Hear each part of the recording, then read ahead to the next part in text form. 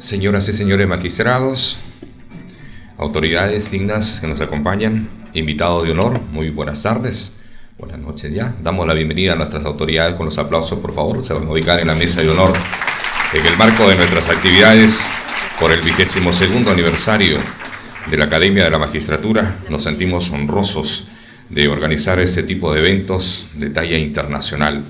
Hoy día con dos conferencias de dos destacados profesionales que nos visitan tanto de España como de Colombia. Por favor, los invitamos a tomar su ubicación en la mesa de honor y permítanme, por favor, presentarlos a quienes nos acompañan honrosamente en la mesa de honor. Nos acompaña el señor presidente del Consejo Directivo de la Academia de la Magistratura, el doctor Josué Pariona Pastrana. Por favor, aplausos para él. Nos acompaña hoy nuestro presidente. Nos acompaña también el presidente del Tribunal Constitucional, el doctor Manuel Miranda Canales. Por favor, gracias por su presencia. El señor presidente del Instituto Colombiano de Derecho Procesal, hoy día como expositor también, el doctor Jairo Parra Quijano. Los aplausos para él. El señor catedrático de la Universidad de Valladolid, consejero de Educación del Gobierno de Castilla y León, España, el doctor Fernando Rey Martínez. Los aplausos para él. Nos honra con su presencia también nuestra directora general de la Academia de la Magistratura, la doctora Cecilia Cedrón Delgado. A nuestro digno auditorio le pedimos por favor ponerse de pie. Nos vamos a entonar la nota sagrada de nuestro himno nacional, recordándole que estamos celebrando nuestro 22º aniversario institucional. Así que vamos por favor con la voz de nuestro tenor a acompañarnos a la entonación de nuestro himno nacional. A continuación, himno nacional. Somos libres, seamos, lo siempre seamos, lo siempre, y antes niegue sus luces, sus luces, sus luces del sol, que faltemos al voto solemne que la patria al eterno elevó. Que faltemos al voto solemne que la patria al eterno elevó. Que faltemos al voto solemne que la patria al eterno elevó. En su cima los Andes sostengan la bandera o pendón bicolor, que a los siglos anuncie el esfuerzo, que ser libres, que ser libres, que ser libres por siempre nos dio. A su sombra vivamos tranquilos, al nacer por sus cumbres el sol. Renovemos el gran juramento que rendimos, que rendimos al Dios de Jacob, que rendimos al Dios de Jacob, al Dios de Jacob. Somos libres, seamos, lo siempre seamos, lo siempre, y antes niegue sus luces, sus luces, sus luces del sol, que faltemos al voto solemne que la patria al eterno elevó. Que faltemos al voto solemne que la patria al eterno elevó. Que faltemos al voto solemne que la patria al eterno elevó. ¡Viva el Perú! ¡Viva! Pueden tomar asiento, por favor. Queremos expresar nuestro saludo también, y permítanme nos acompañen con los aplausos. En estos momentos estamos enlazados vía videoconferencia con las sedes de Arequipa, Cusco, Lambayeque y La Libertad, a quien tributamos los aplausos merecidos. Nos están viendo a través de las imágenes y a la magia del internet en estas videoconferencias. A continuación, Vamos a invitar a la doctora Cecilia Cedrón Delgado, en su calidad de directora general de la Academia de la Magistratura, para expresar las palabras de bienvenida a cada uno de ustedes. Por favor, recibámoslos con merecidos aplausos.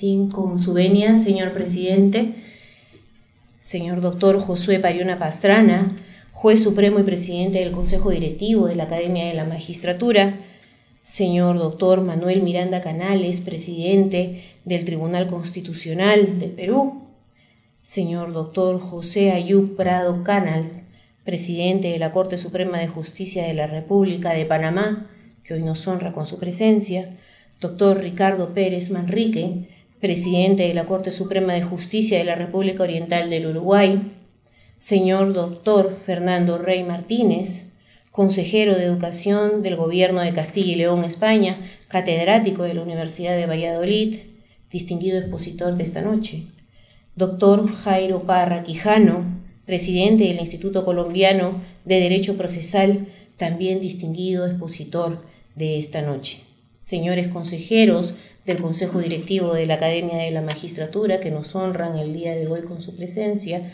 doctora Zoraida Ábalos, vicepresidenta de la Academia de la Magistratura, señor doctor Javier Arevalo Vela, consejero también del Consejo Directivo, y señor doctor Villavicencio, miembros de nuestro distinguido Consejo Directivo, señores consejeros del Consejo Nacional de la Magistratura, señor doctor Julio Gutiérrez, que nos acompaña el día de hoy en esta noche, señores magistrados supremos, jueces, fiscales, damas y caballeros, amigos todos, muy buenas noches. Reciban en primer lugar el saludo cordial de la Dirección General que me honro en presidir. Hoy, 18 de julio del 2016, es un día muy especial, dado que damos inicio a la Semana Académica de Celebración por nuestro 22º aniversario institucional. La Academia de la Magistratura, durante estos 22 años, ha venido desarrollando un sistema integral y continuo de capacitación, actualización, perfeccionamiento y continua actualización y acreditación de los magistrados del Poder Judicial y del Ministerio Público en todas sus instancias, propiciando su formación ética y jurídica, su conciencia creadora y la permanente reflexión sobre el rol que les compete asumir al servicio de la administración de justicia en el proceso de desarrollo de nuestro país. En este contexto tenemos el honor de contar con la presencia de dos destacados catedráticos internacionales, quienes nos brindarán las siguientes conferencias: Interpretación judicial y creación de derechos fundamentales, a cargo del doctor Fernando Rey Martínez, reconocido jurista español, catedrático de Derecho Constitucional de la Universidad de Valladolid, y La carga de la prueba en el Código General del Proceso y Criterios Generales, a cargo del doctor Jairo Parra Quijano, reconocido jurista colombiano, presidente del Instituto Colombiano de Derecho Procesal. Como podemos apreciar, dichos catedráticos son destacados profesionales especialistas en la materia, por lo que podemos asegurar un importante espacio de debate y de reflexión académica. Agradezco a cada uno de ustedes en este acto por su valiosa participación, renovando nuestro constante compromiso y vocación al servicio académico en beneficio de nuestros discentes. Finalmente, estoy segura que los destacados docentes internacionales antes aludidos serán generosos en compartir sus conocimientos y experiencias en la materia, lo que redundará en beneficio de nuestros magistrados. Señores, sean todos bienvenidos. Muchísimas gracias.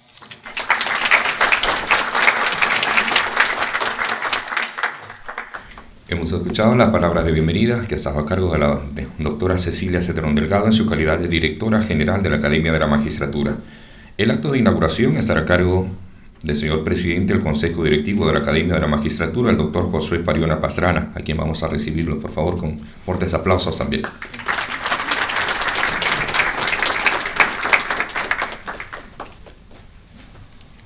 Muy buenas noches. Señor Manuel Miranda Canales, presidente del Tribunal Constitucional. Señor doctor Ricardo César Pérez Manrique, presidente de la Suprema Corte de Justicia de la República Oriental del Uruguay. Señor doctor José Ayú Prado Carles, presidente de la Corte Suprema de Justicia de la República de Panamá. Señores jueces supremos, señores consejeros de la Academia de la Magistratura, señores consejeros del Consejo Nacional de la Magistratura,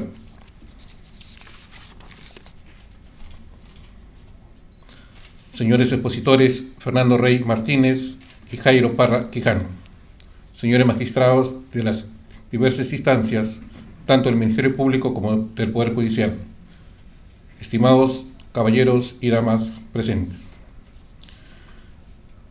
Hace 1 año y medio de haber asumido la presidencia del Consejo Directivo de la Academia de la Magistratura, lo primero que puedo afirmar es que el entusiasmo con que inicié dicho periodo no solamente se ha mantenido, sino que se ha incrementado hasta un punto que jamás imaginé y que podría resumir de la siguiente manera. Me siento sumamente honrado y muy agradecido de haber recibido tan magna responsabilidad. Tenemos la oportunidad de contribuir al desarrollo de una institución académica que tiene como objetivo principal la noble labor de capacitar, actualizar, perfeccionar, certificar y acreditar a los magistrados del Poder Judicial y del Ministerio Público de esta nación. La Academia de la Magistratura se creó en el año 1993 con la publicación de la Constitución Política del Perú, que su artículo 151 estableció.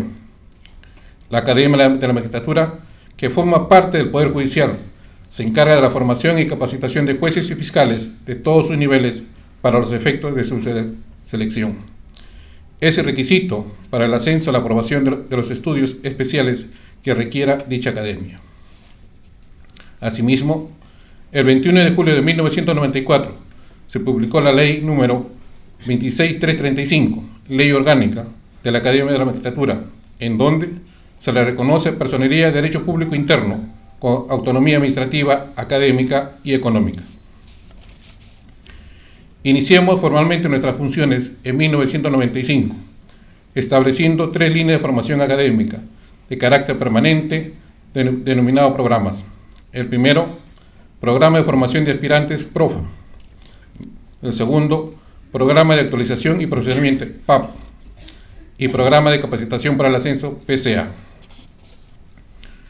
El 19 de julio de 1996 se incluyó a la Academia de la Magistratura en el proceso de reforma y modernización de las instituciones que integran el sistema judicial, porque las funciones de gobierno se delegaron a la Comisión de Reorganización y Gobierno de la Academia.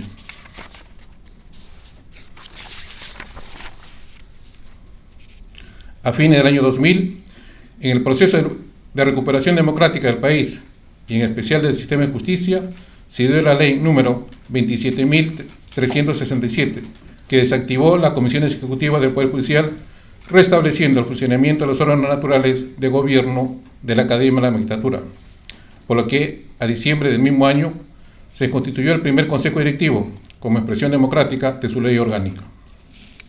Hoy, 18 de julio de 2016, tengo el alto honor de dar inicio a las actividades académicas por el 22º aniversario de la Academia de la Magistratura, en donde nos acompañarán ilustres juristas de España, Colombia, Uruguay, Panamá, Argentina e Inglaterra. Finalmente, para comprender la importancia de la formación y capacitación de la magistratura, deseo compartirles una frase significativa extraída de las Sagradas Escrituras. La tarea conferida al hombre para administrar justicia es un encargo divino. Emitir un fallo debe ser el reflejo de una vida justa y equilibrada de quien ejerce la magistratura con criterio y conciencia. Con estas palabras, declaro inaugurar las actividades académicas por el 22º aniversario de la Academia de la Magistratura. Muchas gracias.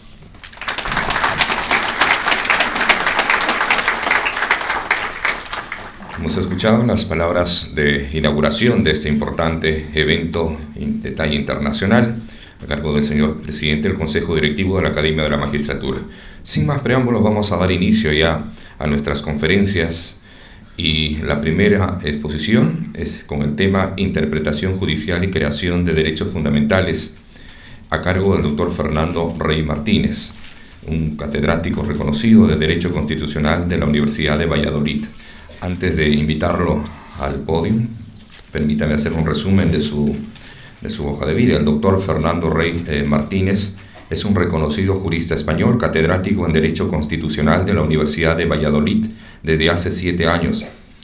Más de 7 años. Actualmente ocupa como independiente el cargo de consejero de Educación en el gobierno de Juan Vicente Herrera al frente de la Junta de Castilla y León. Además, ha participado en la reforma del Estatuto de Autonomía de Castilla y León, fue presidente del Consejo para la Promoción de la Igualdad y de Trato y No Discriminación de Personas por su origen racial. Ha sido patrono de UNICEF, Comité Español, y expresidente de UNICEF, Comité Castilla y León. Destacado académico desde sus inicios. Ha obtenido el premio extraordinario en su licenciatura en Derecho por la Universidad de Valladolid. Años más tarde, y en la misma casa de estudios, gana nuevamente el premio extraordinario en su doctorado con la tesis El Derecho de Propiedad Privada en la Constitución Española. Autor de diversos libros como El Derecho de Propiedad Privada en la Constitución Española, El Derecho Fundamental a no ser discriminado por razón de sexo, La Ética Protestante y el Espíritu del Constitucionalismo, Prostitución y el Derecho, Eutanasia y Derechos Fundamentales, Lecciones de Derecho Constitucional, producción académica que lo distingue como un prolífico constitucionalista español.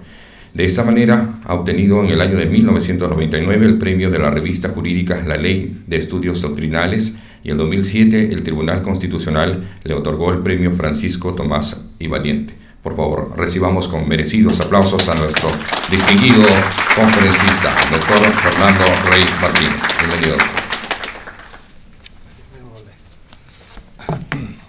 Pues muy buenas noches, señores presidentes. Mis primeras palabras, sin duda, de agradecimiento por la amabilísima invitación a acompañarles en este aniversario, del 22º aniversario de la Academia. Es un auténtico honor para mí estar aquí con ustedes esta tarde y hablando nada menos de cómo nacen los derechos, de qué papel tienen los jueces en la creación judicial, ¿no? Voy a intentar hacerlo de modo breve. Recuerdo lo que dijo Erasmo en un libro delicioso que se llama La lengua, de 1525. Él dice que la acumulación de palabras es uno de los defectos más perniciosos del orador, ¿no? Y elogiaba la respuesta que dio el rey Cleómenes al discurso de un embajador. Le contestó diciendo: no me acuerdo de lo que has dicho al principio, no he comprendido la parte central y el final no me ha gustado. Así que voy a intentar que no me ocurra como a este embajador. Me voy a interrogar sobre cómo nacen los derechos fundamentales y voy a tener en cuenta un poco lo que sucede en Perú. La Constitución del Perú, en su artículo 3º, se hace eco de la solución norteamericana sobre los derechos no enumerados expresamente, pero también de otras constituciones, por ejemplo la italiana, que es del 1947, lleva para 70 años, y otras, sobre todo del sistema europeo de derechos fundamentales. Creo que son ordenamientos jurídicos distintos, pero nos permiten una cierta comparación.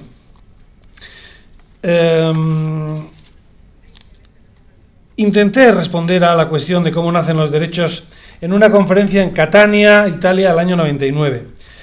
Me parecía, en primer lugar, que hay que decir que los derechos nacen, ¿no?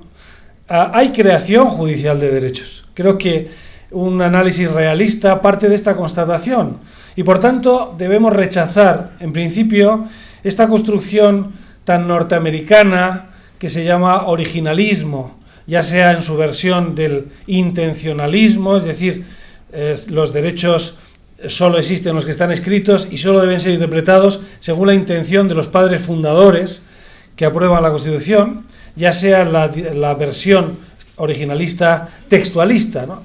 Solo se pueden interpretar los derechos que están efectivamente escritos con el sentido literal y acaso todo lo más sistemático de estos textos, ¿no? Lo primero que hay que decir es: hay evolución.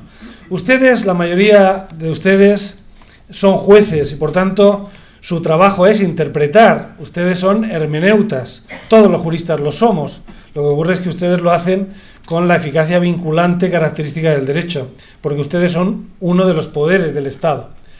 Los juristas somos hermeneutas Y creo que no es ocioso recordar que la palabra hermenéutica viene del dios griego Hermes, el latino correlativo es Mercurio, nuestro saber es bastante mercurial, y Hermes es el dios que es el mensajero respecto de los hombres de la voluntad del resto de dioses. En realidad lo que hace Hermes es desvelar aquello que está oculto, y ese es nuestro trabajo, ¿no? Lo contrario de hermenéutico es alumbrar, es hermético, ¿no? A veces somos más herméticos, deliberadamente herméticos, sobre todo cuando no tenemos muy clara o no nos gusta una determinada solución, ¿no? También no es ocioso recordar que Hermes no solo era el patrón digamos, de los hermeneutas, sino también de los delincuentes, hábiles, pícaros, etcétera, ¿no? O sea, que estamos emparentados los juristas de alguna manera, no sé por qué, no se me alcanza a comprender por qué, ¿no? En fin, nosotros interpretamos y sabemos que en esa interpretación hay creación. Bueno, en primer lugar, por tanto, hay creación. Pero los derechos crecen de dos maneras. Yo creo que, en primer lugar, nacen por parto natural, ¿no? Yo diría, hay una creación que es el parto natural. Los derechos fundamentales nacen con la Constitución y también puede decirse que acaban en sus cuatro esquinas, ¿no? Es más, para mí, lo que convierte a un derecho en derecho fundamental es, en primer lugar, que esté escrito en la Constitución. Y por tanto que participe de la fuerza normativa supralegal que tiene la Constitución, ¿no? El concepto de contenido esencial, ¿no? Por eso para mí son fundamentales los derechos subjetivos, solo los derechos subjetivos que se hallen en la Constitución, incluso aunque no estén en el catálogo expreso, sino dispersos por el texto constitucional. El problema de los derechos no enumerados es interesante desde el punto de vista de la teoría, ¿eh? A mí me parece que esto es una importación que algunos ordenamientos, el peruano, han hecho del constitucionalismo norteamericano, pero creo que es una importación problemática.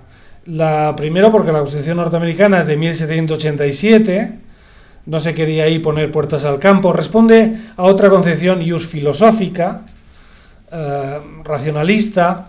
Al final, lo que sucede es que en la práctica da un poco lo mismo que la Constitución diga que se reconocen derechos fundamentales que no estén ahí, o que no lo diga, porque finalmente habrá alguien, normalmente será el Tribunal Constitucional, si el ordenamiento jurídico lo tiene, como ocurre en Perú, pero puede ser también el Tribunal Supremo, solo o también con el Tribunal Constitucional. Al final hay un alguien que es el que crea los derechos.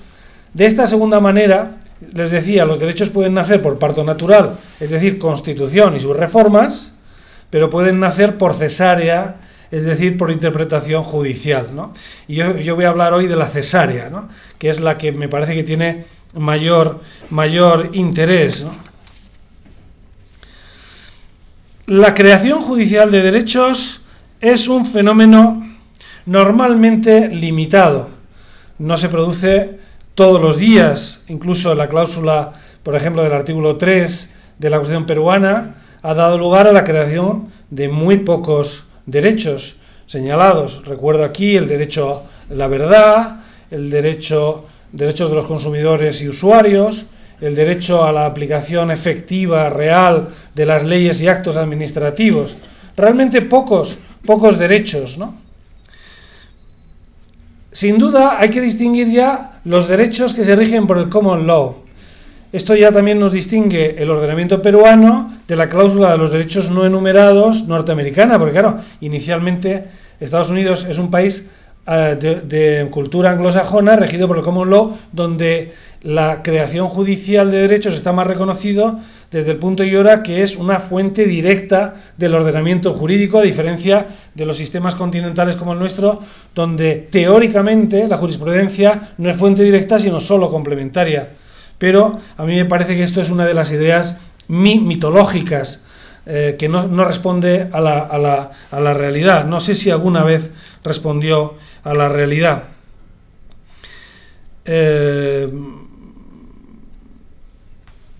Ahora, por tanto, los tribunales crean derechos.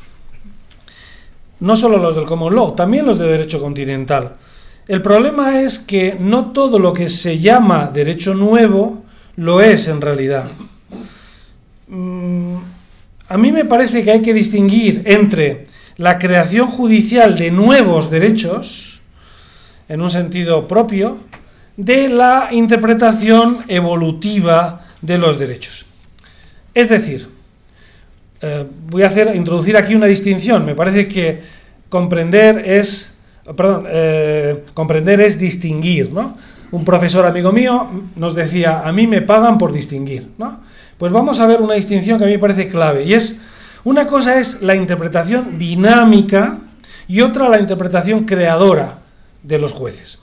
La interpretación dinámica o evolutiva es aquella nueva respuesta del tribunal a hechos sociales o problemas ya conocidos, es decir, un cambio de jurisprudencia. Esto se hace de modo ordinario, se hace de modo fisiológico y no plantea mayores problemas. Sin embargo, otra cosa es la interpretación creadora en sentido estricto, que es la respuesta del tribunal a nuevos hechos derivados de cambios sociales o de una nueva mentalidad social de la opinión pública sobre hechos sociales. En realidad, los derechos nuevos se producen en la interpretación creadora, no en la interpretación dinámica, ¿no? El derecho a la verdad, por ejemplo, o al agua potable, etcétera, son derechos no enumerados, son derechos nuevos. Derechos nuevos.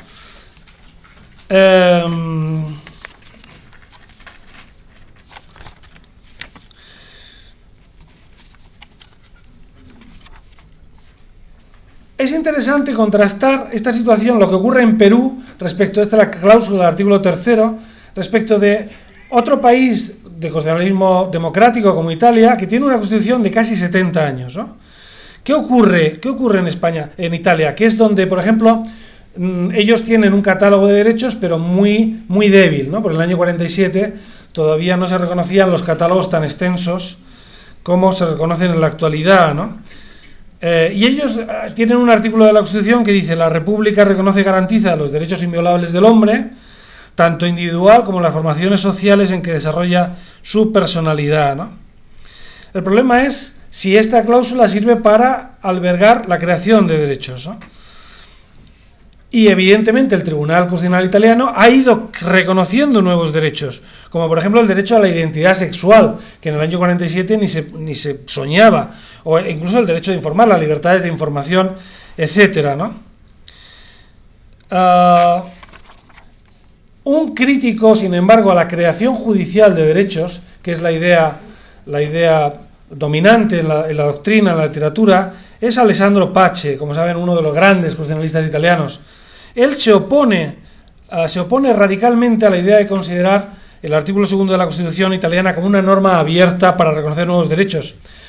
Por dos razones. Primero, dice Pace, porque reconocer nuevos derechos, algo que en principio parece que debiera suscitar simpatía, está suponiendo al mismo tiempo, y esto no cabe ignorarlo, imponer nuevas obligaciones a otros sujetos, a veces nuevas obligaciones a las arcas públicas. O sea que la creación judicial de derechos tiene costes económicos, y a veces costes también no solo para el Estado, sino para otros sujetos. Pensemos en los derechos que tienen eficacia en las relaciones entre particulares, relaciones horizontales. Es decir, que la creación de derechos suena políticamente muy bien para gente no formada, pero los juristas sabemos que la creación de un derecho implica la creación de una obligación que alguien tiene que pagar. Y en segundo lugar, dice Pace, no es bueno crear derechos, que los jueces creen derechos, solo pueden crear derechos el constituyente, el poder de reforma constitucional, porque debe ser la ley, el Parlamento respectivo, el que discipline los nuevos intereses emergentes en la sociedad. Por ejemplo, en relación con la bioética, en relación con los derechos de la sexualidad, etcétera, ¿no? Intereses, dice Pace, que reclaman no unas regulaciones escritas radicales como fuego en las tablas sagradas de la Constitución, sino unos prudentes equilibrios normativos que el legislador está en condiciones de ponderar mejor, ¿no? Bueno, a mí me parece que estas objeciones de Alessandro Pache a la creación alegre, frívola de derechos por parte de los jueces son bastante razonables. Pero si prestamos una atención realista a las cosas, vemos que apenas resuelve nada estas opiniones, porque el fenómeno de la creación judicial de derechos tiene manifestaciones distintas según los ordenamientos, según sean de common law o no, según tenga un catálogo de derechos muy extenso o no, según sea reciente o no, según tenga una cláusula de derechos enumerados o no, pero lo cierto es que todos los ordenamientos jurídicos, todos democráticos, el peruano, el italiano, el español, todos, en todos se conoce el fenómeno de la creación judicial de los derechos. Por tanto, se trata de una realidad estructural, sistémica, que podemos criticar, pero no podemos negar. Y creo que este es un buen punto de partida del análisis. Las constituciones son seres vivos. Hay que recordar, en relación a la interpretación evolutiva, la vieja construcción del Tribunal de Estrasburgo, diciendo que el Convenio de Derechos Humanos de Roma es un ser vivo que está susceptible de ir creciendo dentro de sus límites naturales. Otra cosa es entender cuáles son sus límites naturales. Y, por supuesto, está también la doctrina tan conocida ya de los años 20 de la Corte Suprema Canadiense, como la Constitución, como un árbol vivo, ¿no? También con capacidad de creer, ¿no? Los jueces crean derechos fundamentales. Es más, estamos asistiendo en este tiempo, en estos años, al fenómeno siguiente, y es que normalmente los derechos fundamentales los crean los jueces y solo más tarde son reconocidos por el texto constitucional o por una ley. Primero llega la creación judicial y además ocurre en relación a los temas socialmente más controvertidos. Yo estoy pensando ahora claramente, un campo tiene que ver, por ejemplo, con el derecho fundamental a no sufrir discriminación por razón de orientación sexual, de identidad sexual.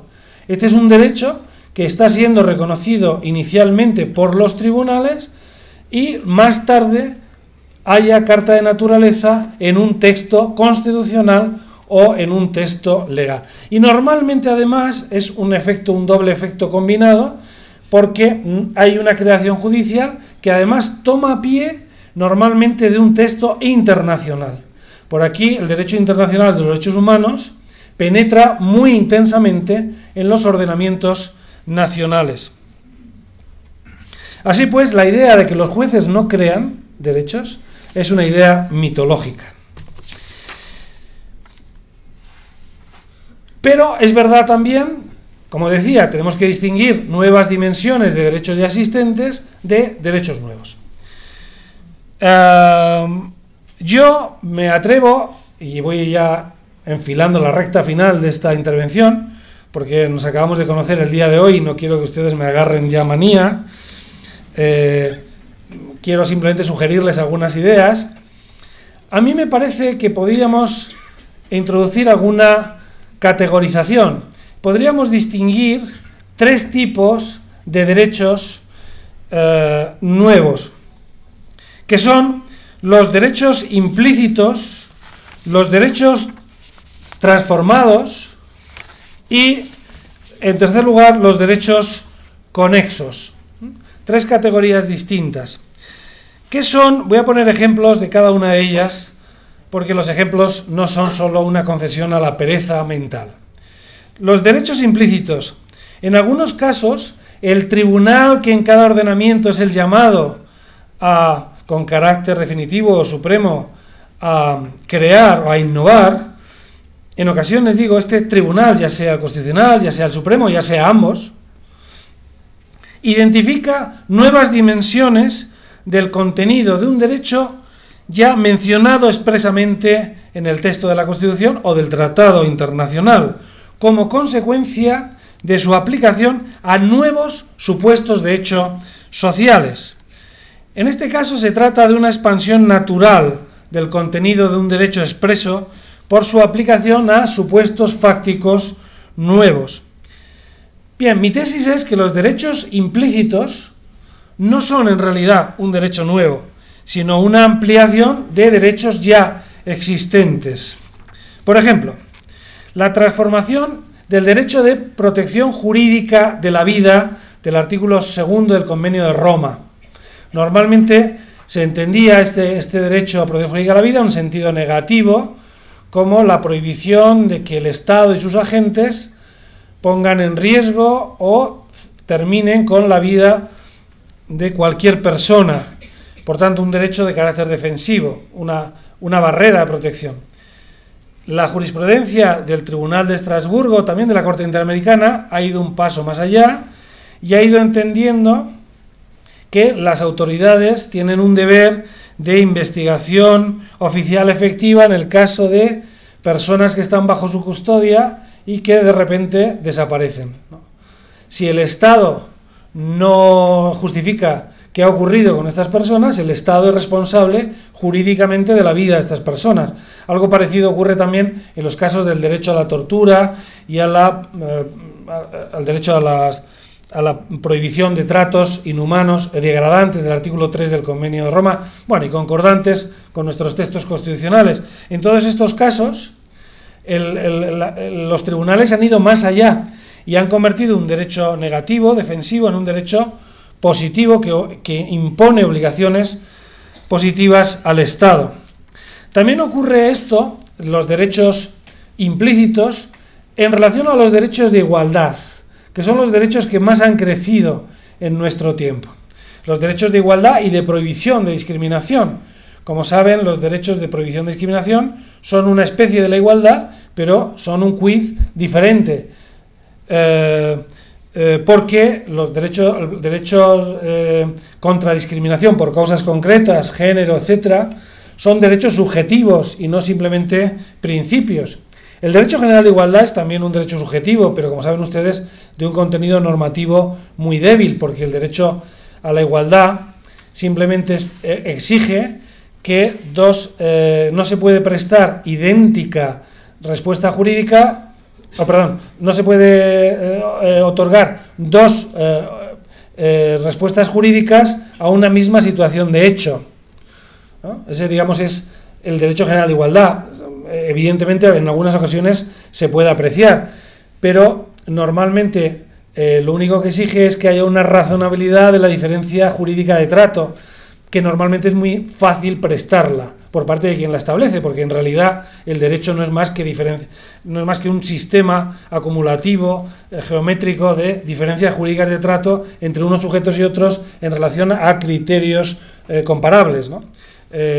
Por tanto, el criterio de la razonabilidad de la diferencia es un criterio muy desdentado, muy débil. Sin embargo, en relación a la prohibición, es como si le pusieran dientes al derecho de igualdad. Entonces ya no vale cualquier justificación, sino se endurece, ¿no? En fin, ya sea en la teoría del juicio de estricto escrutinio o de la proporcionalidad, en fin, como ustedes saben. Bueno, ejemplo de derecho implícito puede ser hallar en la penumbra de las cláusulas de prohibición de discriminación el derecho de orientación sexual, ¿no? Normalmente las constituciones, sobre todo las que de los años 80, los años 70, no tenían un reconocimiento del derecho fundamental a la orientación sexual. Sin embargo, los tribunales internacionales, ya la Corte Interamericana, estoy pensando en el caso Atala, Rifo y Niñas contra Chile, pero luego de la Corte Europea, ya desde el caso famoso Dudgeon y otros contra el Reino Unido. Ustedes saben que, curiosamente, los ordenamientos anglosajones eran muy represores de la sodomía, no ya solo de la homosexualidad, sino de la sodomía, incluso heterosexual, ¿no? Y han tenido tipos penales hasta los años 80 del siglo XX, y más. Todavía hay algunos estados, aunque ha habido últimamente algunas, ha habido una jurisprudencia que ha revocado esta tendencia. Pues bien, el Tribunal Europeo de Derechos Humanos ya en 1980 consideró que el tipo penal de la homosexualidad vulneraba el derecho a la vida privada del artículo 8 del Convenio de Roma. Por cierto, esta doctrina que luego importan los norteamericanos en Lawrence contra Texas en el año 2007, que mereció aquella frase memorable del juez Scalia, que ha muerto hace poco, diciendo, en su voto particular discrepante, diciendo: los norteamericanos no aceptamos las modas de tribunales extranjeros, que es lo más fuerte que se ha dicho en contra del diálogo entre jueces, aunque, como saben ustedes, esto que se llama diálogo entre jueces, pues tendríamos que hablar mucho, ¿no? Porque es un fenómeno, o cuando se habla también de la fertilización cruzada, que tiene, todavía es una palabra o una expresión más inquietante, ¿no? Efectivamente, los tribunales se fijan en la globalización de derechos, en las soluciones jurisprudenciales extranjeras, pero hay que tener en cuenta aquí que no es lo mismo el derecho comparado que el derecho internacional, porque el derecho internacional sí es vinculante, el derecho comparado no. Y hay que tener en cuenta que normalmente los jueces utilizan recurso a sentencias extranjeras solamente para confirmar la propia decisión, o sea, como un argumento ad abundantiam. Normalmente ya está la solución y se refuerza, pero nunca tiene eficacia ratio, no es la ratio decidendi, y es que además no debiera serlo. Pero aún así, esta costumbre de citarse mutuamente es muy característica de nuestro tiempo. Bueno, digo, el hallar la discriminación por orientación sexual en la penumbra de la cláusula general de la prohibición de discriminación es claramente un derecho implícito, ¿no? Etcétera.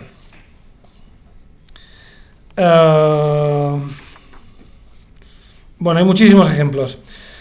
Segunda categoría, los derechos transformados. En algunos casos, el tribunal de que se trate utiliza la idea de cambio en una determinada parcela de la realidad social o el cambio de la opinión pública sobre un asunto, no para ampliar el contenido de un derecho ya reconocido, sino directamente para cambiar de modo radical la interpretación que hasta ese momento venía sosteniendo, ¿no? Son derechos amparables en otros derechos ya expresos, por tanto, los derechos transformados, no son derechos nuevos. La novedad reside en el cambio de interpretación. Es la interpretación dinámica o evolutiva de la que yo hablaba, no la interpretación creadora, ¿no? La traigo aquí para distinguir. Aquí podríamos poner ejemplos como la ampliación garantista del concepto de tortura y de penas crueles e inhumanas. Por ejemplo, el derecho al matrimonio de las personas transexuales, que en un momento, durante muchos años, la Corte de Roma lo consideró no amparable en el Convenio de Roma, y a partir de la sentencia Goodwin contra el Reino Unido en el año 2002, consideró que estaba en la penumbra del derecho, del artículo 8 del derecho al respeto a la vida privada del Convenio de Roma, ¿no? Por ejemplo, un cambio radical. O, por ejemplo, la sentencia, el caso Hannover, de Ernesto de Hannover, contra Alemania del 2004, en el campo del derecho a la intimidad de la propia imagen, en la que el tribunal, por primera vez, y en contra de pronunciamientos anteriores, son las famosas sentencias overruled, ¿no? Señala que los personajes públicos tienen un derecho a la intimidad menor que el de los particulares, pero en todo caso mayor que el de los políticos. O sea, que los políticos no tienen derecho a la intimidad. Yo ahora que soy político ya bien lo sé, ¿no? Bueno, hay un derecho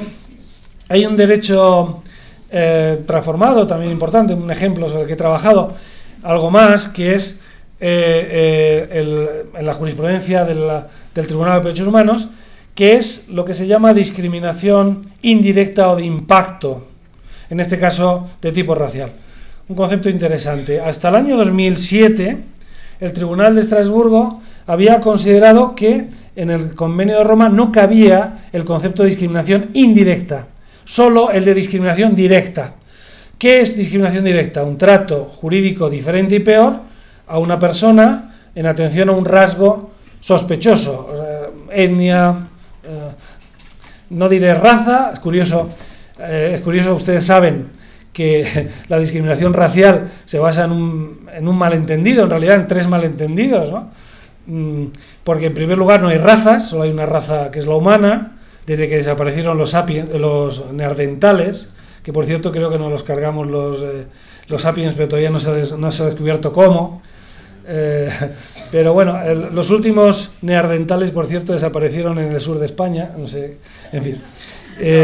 Son de los que se tiene noticia, nunca más se supo. También se decían los antropólogos que no se habían mezclado los sapiens y los neandertales, aunque convivieron en el tiempo.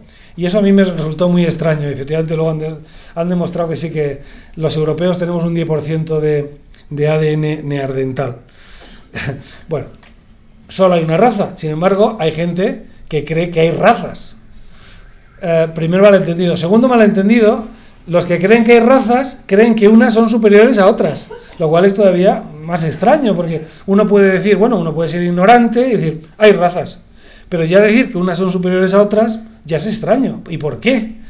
Y luego hay, ya lo peor, el colmo es que el racista encima se cree que está en la raza superior.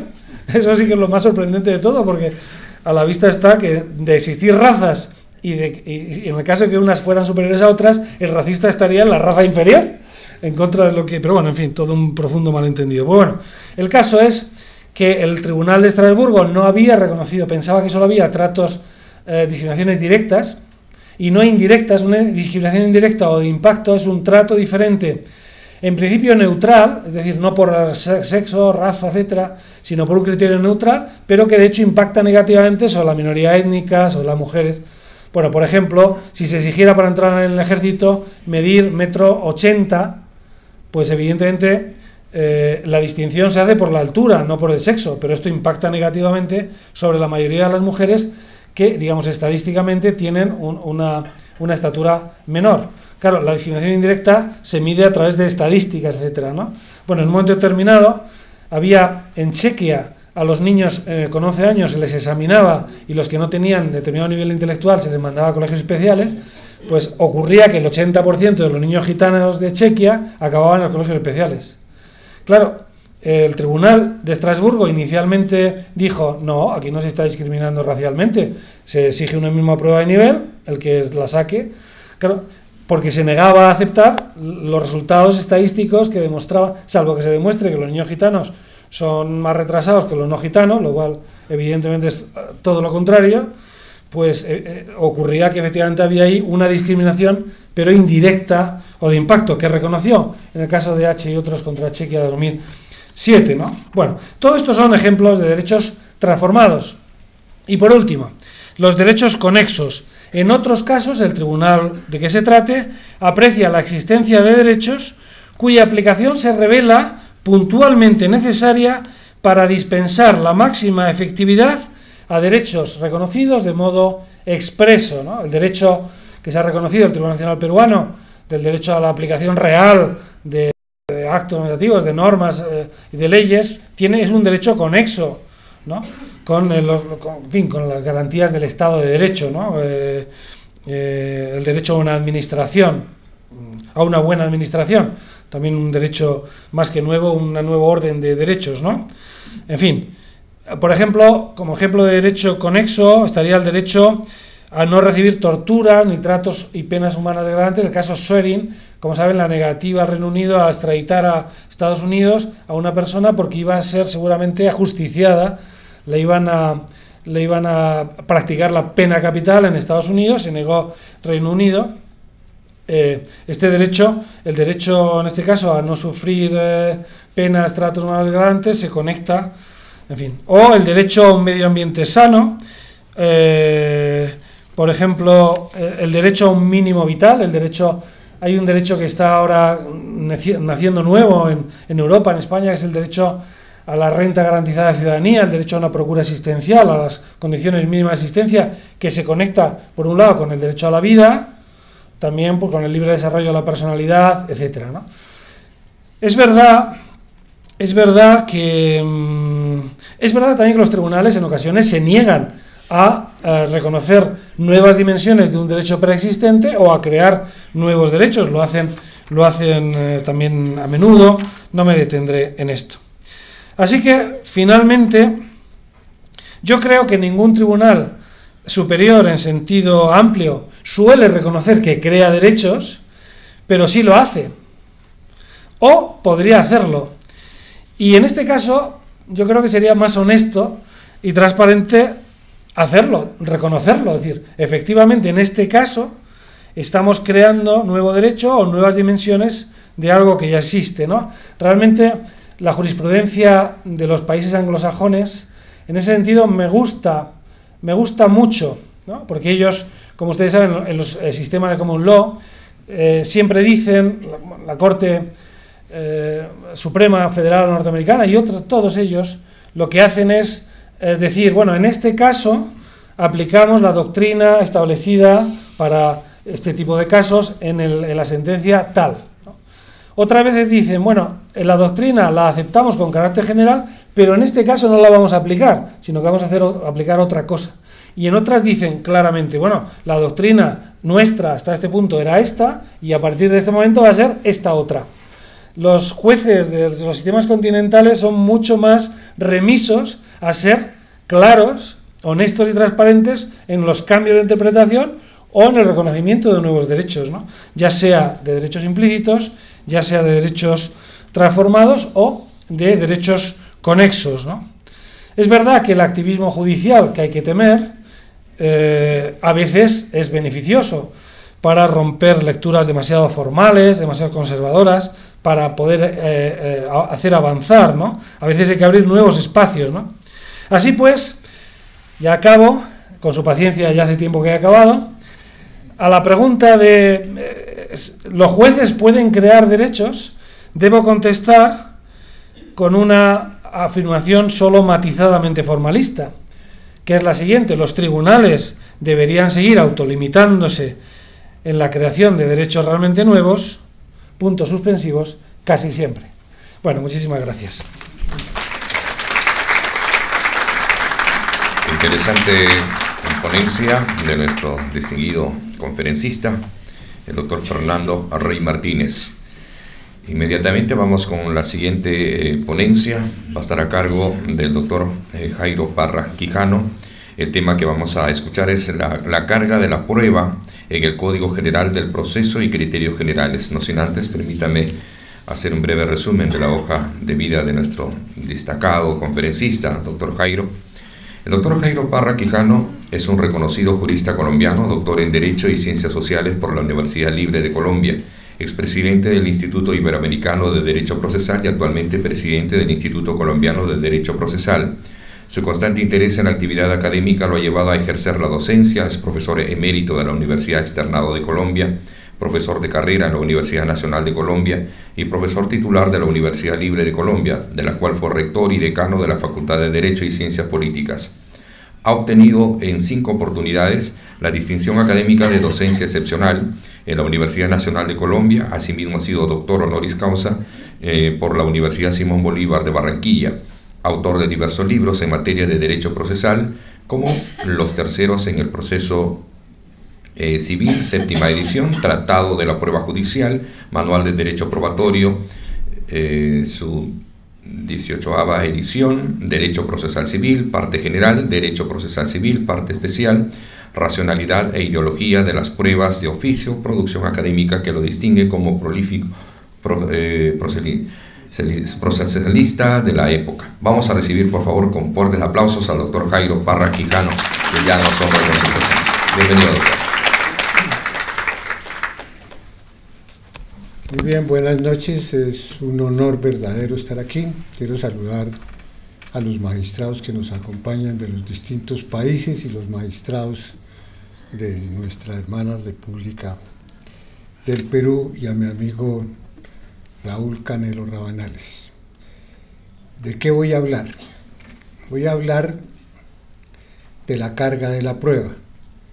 Ustedes recordarán que con el criterio eminentemente liberal, filosóficamente hablando, se dijo: incumbe a las partes probar el supuesto fáctico de las normas cuyos beneficios invoca. Esa es la noción clásica de la carga de la prueba. Como si hablara en otro tono: mire, pruebe lo que a usted le interesa, no se exagere, sea egoísta, interiorice su interés y pruebe lo que a usted le conviene. Y con muchos otros agregados, eso se mantuvo así. De tal manera que la persona iba al proceso a probar lo que le interesaba, coaccionada por el resultado de la sentencia, que si no probaba lo que le interesaba, muy seguramente perdía el proceso, sin exigirle a la otra parte ningún tipo de solidaridad. Pero cuando irrumpen las constituciones y empiezan a hablar de criterios de solidaridad, observen, de lo rabiosamente liberal y egoísta, se va desplazando con esa lectura constitucional a criterios de solidaridad, de tal manera que la llamada prueba diabólica empezó a ser exigible que la acredite a quien le queda más fácil. Entonces ese es el primer criterio. El segundo criterio es que el llamado derecho a la prueba,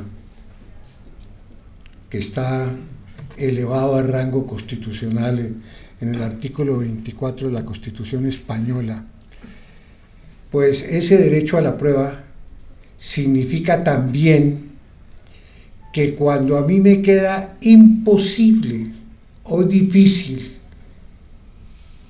desahogar la prueba, hay que enrostrársela a la otra parte, porque ¿qué se saca que a mí me digan que tengo un derecho si no lo puedo ejercer?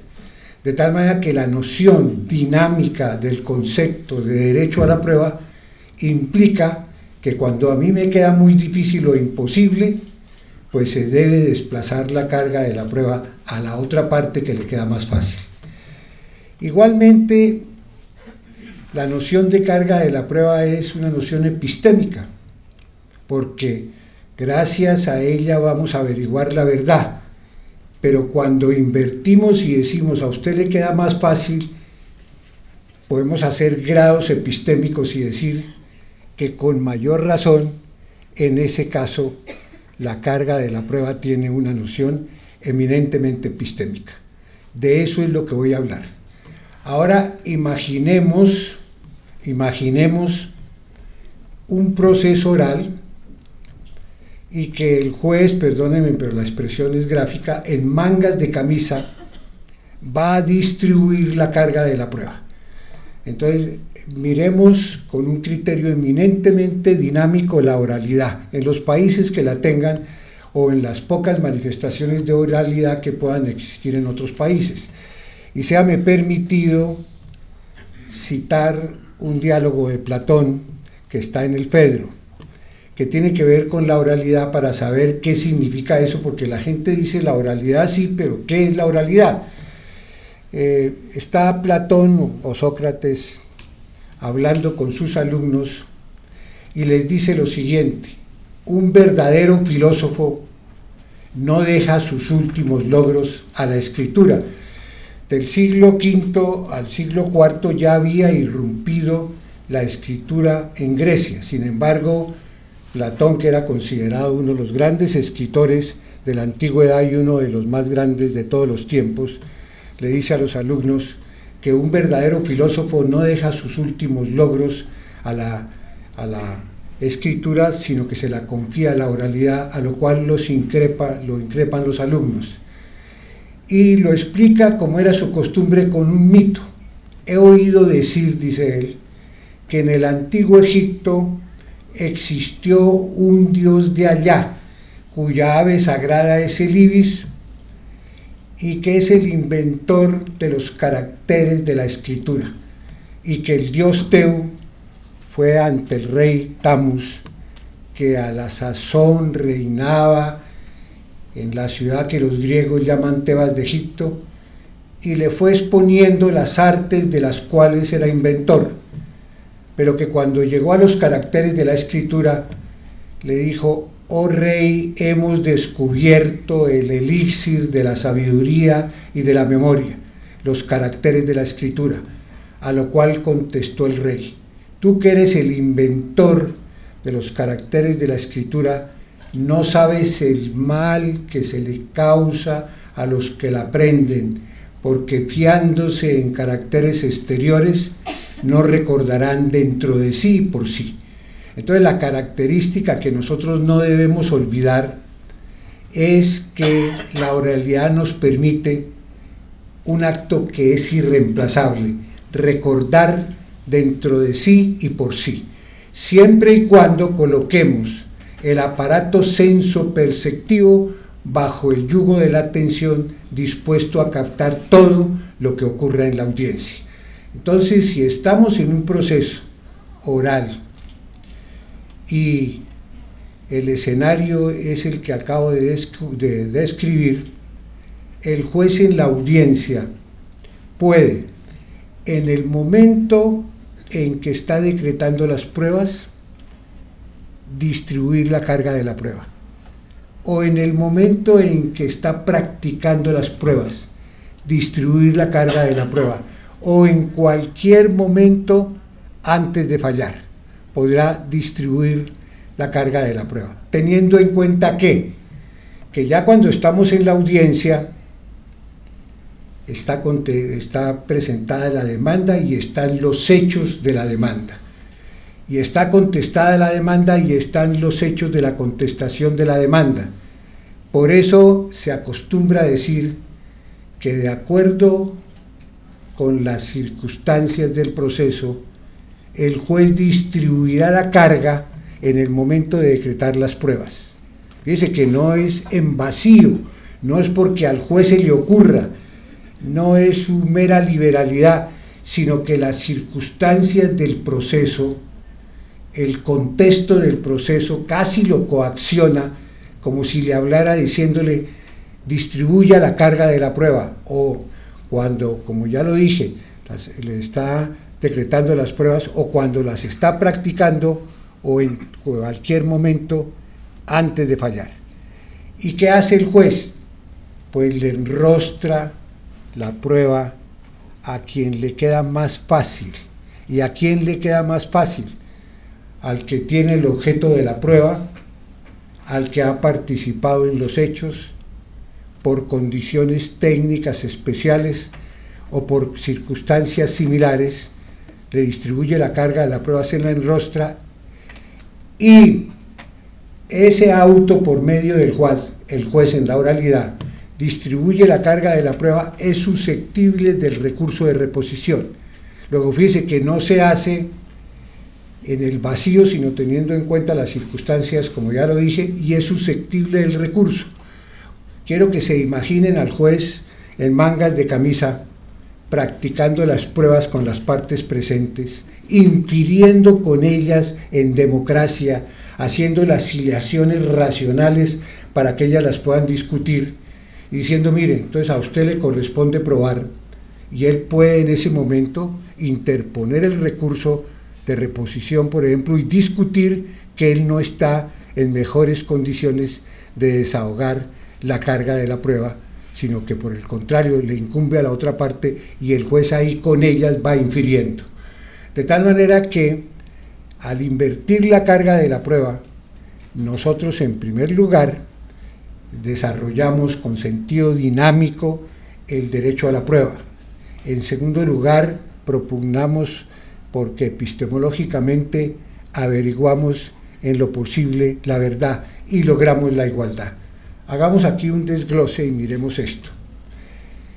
Se ha dicho por muchos autores, entre los cuales está uno que es inmenso, que es Micheli, que dice lo siguiente: eso de dejar al juez que distribuya la carga de la prueba es un criterio muy subjetivo, y el juez, por simpatía o por cualquier otra cosa, puede enrostrarle la carga de la prueba a una parte y prácticamente decidir el resultado del proceso. Eso podría ser cierto así, pero aquí hemos dicho, mire, teniendo en cuenta las circunstancias, el contexto del proceso, luego ya queda suturada cualquier tipo de subjetividad y se permite discutirlo en el proceso. En segundo lugar, también se ha dicho por el mismo maestro distinguido que es preferible, aunque no es muy ortodoxo, que el legislador, por medio de presunciones, distribuya la carga de la prueba, porque ustedes saben que el hecho presumido se tiene como tal, y solamente nos vamos a ocupar de la presunción si la otra parte logra desvirtuarla. De resto se tiene como acreditado el hecho que es presumido. Dice él, mire, es criticable que a veces lo haga el legislador, pero el legislador lo hace en abstracto, no tiene en cuenta criterios eminentemente subjetivos, de tal manera que por eso sería preferible que lo hiciera el legislador.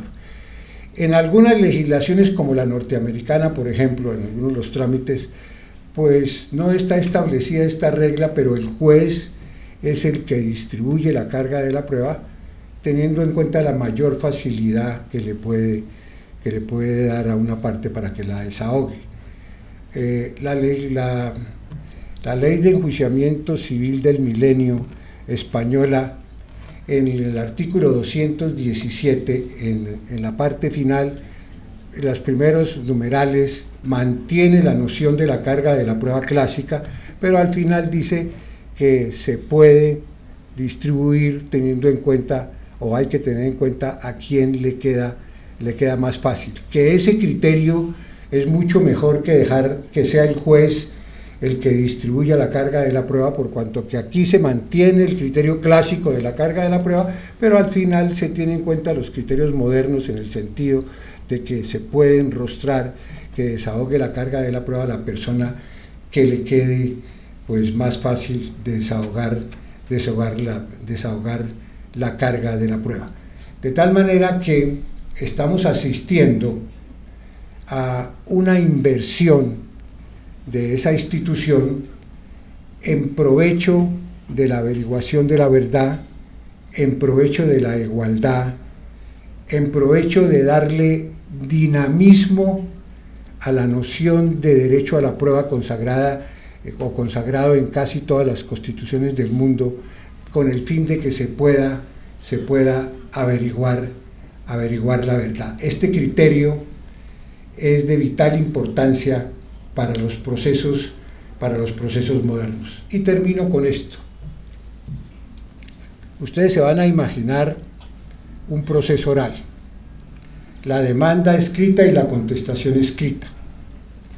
En la demanda están narrados, como ya dijimos, los hechos que sirven de sustento a las pretensiones, y en la contestación de la demanda los hechos respondidos, los hechos de la demanda respondidos por el demandado y los demás hechos que él agregue en el evento que haya propuesto excepciones perentorias. Entonces ya tiene el juez un contexto. Vamos a la audiencia y el juez tiene hipótesis que le permiten con orden interrogar, si es que se decreta el interrogatorio, y con orden darse cuenta a quién le queda más fácil desahogar un determinado hecho. Piénsese en un médico experto, lo mismo el juez. El médico experto no empieza a auscultar al enfermo como se le ocurra, sino que después de que lo entrevista, le pregunta qué lo trae a mi consulta, empieza a precisar los síntomas con el fin de hacer el diagnóstico y el pronóstico. Y el médico no parte de cero conocimiento, sino todos los conocimientos que tiene en la medicina, etcétera, y sistemáticamente va haciendo el interrogatorio para acertar en el diagnóstico. El juez tiene que tener interiorizada la demanda y la contestación. ¿Qué es lo que quiere decir interiorizada? Tiene que tenerla retenida en la memoria, que le permita trabajar la imaginación, y con ese viático va, y con una hipótesis va al interrogatorio para saber en un momento dado si es necesario o no distribuir la carga de la prueba, o a quién le queda más fácil, de tal manera que no lo va a hacer al tanteo, no lo va a hacer improvisando, sino que lo va a hacer en forma ordenada y con conocimiento de causa. Y además lo que quiero vender es que lo hacen en democracia, con las partes ahí, guiándolas, requiriéndolas, mostrándoles que a una o a la otra le queda más fácil para que desahogue la prueba, y puede permitir la interposición del recurso, por ejemplo, de reposición, y puede variar su criterio si efectivamente se le demuestra que no le queda más fácil a esa parte sino a la otra.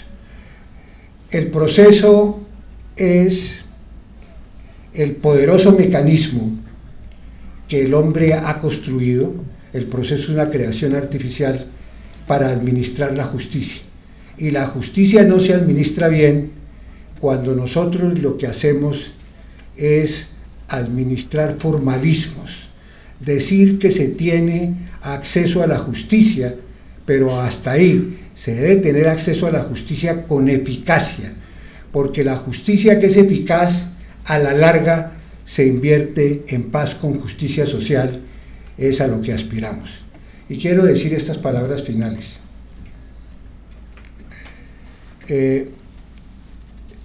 ¿Cómo debe leer un abogado? Porque fíjense que hay una tendencia a dictar clases o a explicar las cosas con gráficas, con bolitas, que son importantes, o con unos videos que lo que hacen es informar, pero no razonar, no enseñar a razonar.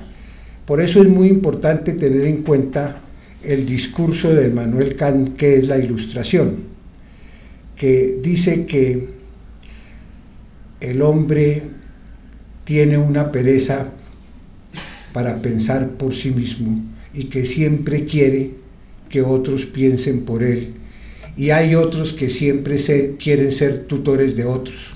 Por eso dice: sapere aude, haz uso público de tu propia razón. El abogado tiene que pensar por su cuenta. En segundo lugar, en nuestros países, los abogados, por el simple hecho de ser abogado, tienen un prestigio ganado, y en algunas zonas de nuestras regiones la gente cree que el abogado tiene con su palabra poderes mágicos de transformar lo que es una transgresión en lo que no lo es, y ahí reside su mayor responsabilidad. El abogado litigante debe hacer su trabajo con dedicación y con honradez, porque es muy importante para que el proceso sea justo. La prueba es que no hay un proceso justo si no tiene un litigante que represente a alguien. En segundo lugar, el Poder Judicial tiene que ser independiente. Sin independencia no hay Poder Judicial. Teniendo en cuenta además ese criterio que no podemos olvidar: el juez usurpa, en el mejor sentido del vocablo, el oficio de los dioses, que es juzgar a los hombres. Y finalmente quiero referirme, sobre todo dedicado a los profesores, si hay algunos aquí, y a los estudiantes. En el pasado, el estudiante que integraba una generación tenía derecho seguramente al fracaso. Hoy no. Hoy los estudiantes tienen unas obligaciones con sus países, preocuparse por ellos y tratar de diseñar instituciones que nos permitan salir de la desigualdad y de la pobreza, teniendo tanta riqueza. Si recorremos América, vemos que son países riquísimos, pero que tenemos unas profundas desigualdades, y para eso se necesita diseñar instituciones que nos permitan salir de ahí, para que todo el mundo tenga por lo menos acceso a lo que necesita para poder hablar de igualdad. Entonces podemos resumir esto: el abogado y el estudiante de Derecho no puede usufructuar lo que sabe solo en beneficio propio. Señores, ser abogado implica tener capacidad de grito. Ser abogado es defender los derechos humanos. Ser abogado es escribir páginas en blanco. Ser abogado es exaltar la grandeza. Ser abogado, como dijo Eduardo Couture, es que al final de la vida de uno, cuando el nieto le pida como consejo qué profesión estudiar, uno con el corazón en la boca pueda decir: sea abogado y sea abogado. Muchas gracias.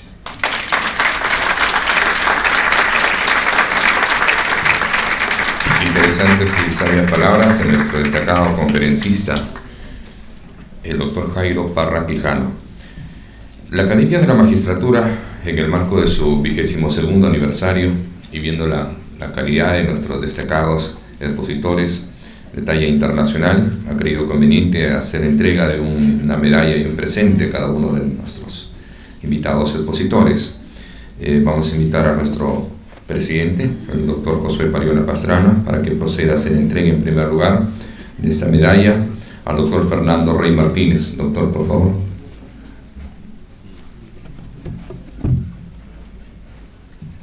A ver si puede colocarlo de repente en la medalla. Ahí está, venga los aplausos por favor. Estamos celebrando nuestro 22º aniversario, enlazado con nuestra sede de Arequipa, Cusco, Lambayeque y La Libertad. Doctor, tenemos otro presente, por favor.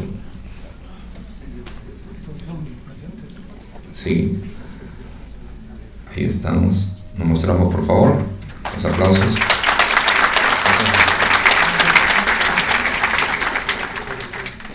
El siguiente medalla y reconocimiento es para el doctor Jairo Parra Quijano también, por favor. Le pedimos que nos acompañe en la entrega de una medalla de la Academia de la Magistratura. Segundo un presente, lo mostramos por favor para la fotografía. ¿Sí?